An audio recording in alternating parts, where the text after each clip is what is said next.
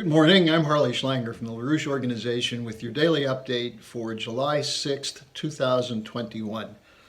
I'm sure many of you are seeing on the media the stories of the Taliban insurgency moving to recapture Afghanistan as U.S. and NATO troops are leaving. The latest report is that the Taliban has taken over about 1/3 of the territory of Afghanistan. Many of these are in outlying regions, but they're planning to carry out an all-out offensive to capture more of the country before they get into serious peace talks with the Afghan government. And some of the more frightening reports are that the Afghan government is facing a loss of morale among soldiers, is weak, that the people are terrified, and all in all, it's a pretty horrible picture, which conjures up images of Saigon in 1975 when the U.S. left Vietnam. Now, the question that has to be posed here, and some are saying, why should the U.S. leave? Why should we give this to the Taliban? Isn't this a mistake? The question is, why have we been in Afghanistan with nearly 800,000 U.S. troops having served there? Why have we been there since 2001? The deeper story is that we actually have been involved in Afghanistan since the late 1970s as a policy of then National Security Advisor Zbigniew Brzezinski, who decided that we should use Islamic fundamentalism as a weapon against the Soviet Union.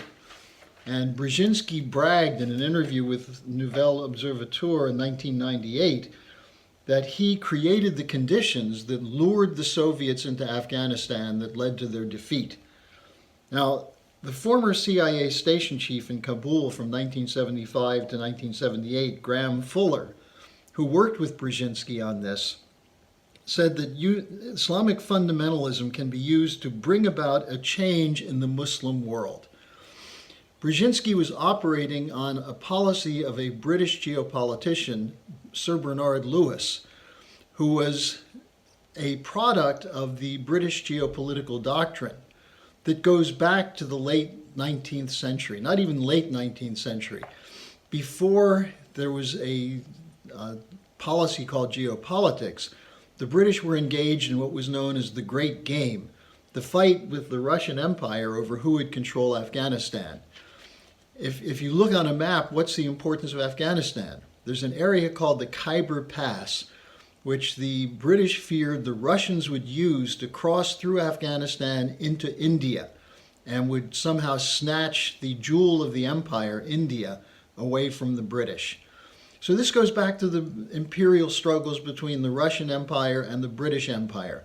But it was the British Empire which was defending the colonial rights to India, even as they were pillaging and plundering and killing Indians in large numbers through famine and other policies, that the British Empire has played this role historically. It's important to look at this in the context of Afghanistan today to understand that as long as the United States has people in its defense, intelligence, security, and political forces who believe in British geopolitics, there's not going to be peace with Russia or China, and more likely there will be war, because the impetus for war is the doctrine of geopolitics, which is a defense of imperial financial control, control over trade routes, and so on. This is not so different from the 19th century, although the methods are far different, but the intent is the same, to prop up an eluding empire which claims that it alone has the right to determine policy. That's what Blinken means when he talks about a rules-based order. So let's just take a look at a little bit that we know about Afghanistan from the recent period. It was on April 14th of this year that Biden announced that U.S. troops would be withdrawn. Donald Trump said he was trying to get the troops out. He called for the removal of the troops, but he didn't get the support from the military and didn't push it through, whereas Biden at least pushed it through. But we shouldn't have been there for all these years anyway. We have 2 points at which the Afghan war was exposed as a complete fraudulent policy that was based on a manipulation of the U.S. popular opinion. In July 2010, there was a leak of Afghan war documents, which came through WikiLeaks. There was a dump of documents that WikiLeaks published, and immediately the Obama administration threatened WikiLeaks. The Obama response was, WikiLeaks is not an objective news outlet. Its intent is to oppose the U.S. war effort. Well, why can't a news outlet oppose a war effort, especially if that war effort is worthless, is increasing the threat to the country, is costing trillions of dollars? It's estimated that at least $1 trillion was spent in the Afghan war. Large numbers of lives lost, civilians killed, a whole country disrupted. Why is it wrong to oppose that war? Well, the Obama administration threatened to go after Julian Assange under the Espionage Act for that. Now, later, there was something called the Afghan Papers. These were internal documents from the Special Inspector General for Afghan Reconstruction that were obtained through a Freedom of Information Act request filed by the Washington Post. And the first story on this was published on December 10th, 2019. What it shows is that high-ranking U.S. officials believed that the war was unwinnable, but they engaged in what was described as explicit and sustained efforts by the U.S. government to deliberately mislead the public. The estimates, according to these documents, which were from the U.S. government officials themselves, that 40% of U.S. aid to Afghanistan ended up in the hands of corrupt officials, warlords, tribal chieftains, criminals, and insurgents. Now, of the remaining 60%, how much of that ended up in the hands of the Beltway bandits, the consultants and mercenaries operating out of Washington, D.C. as part of the military-industrial complex? So you had these two reports, one from July 2010, the other from December 2019, about the fact that not only was the war unwinnable, but the American people were being lied to about the conduct of the war, about the success of the war. And the true story, when it came out, what was the effect? The Congress did nothing. The President Trump spoke against it, but nothing was accomplished. He finally started withdrawing troops, and now we see the U.S. troops on the way out. Again, $1 trillion was spent on this officially. So if you look at this, what's the lesson we can learn from this? Well, the reason we're there, we've been there, going back to 1979 when Brzezinski lured the Russians into Afghanistan, as he bragged, as a part of his Arc of Crisis policy to use Islamic fundamentalism to bring down the Soviet Empire.